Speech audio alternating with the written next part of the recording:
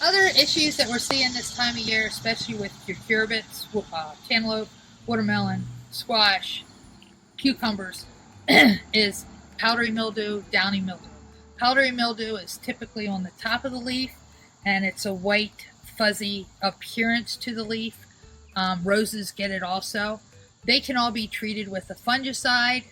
Um, Knowing that you're eating the fruit, you have to really read your labels on your fungicides.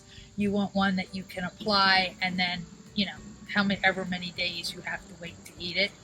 If you're not eating fruit, if the plant isn't fruiting at the time, you can use daconil. That one gets it. But the worst part is you have to understand there's nothing that's going to totally keep it away.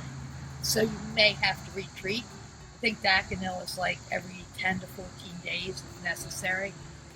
Downy mildew's a little tougher. It is typically grayer, and it's on the underside of the leaf, and it shows through to the top of the leaf, but the top of the leaf does not have the fuzz on it. Downy mildew, the issue here is you have to spray the undersides of the leaf to really have control, and that can be fairly hard.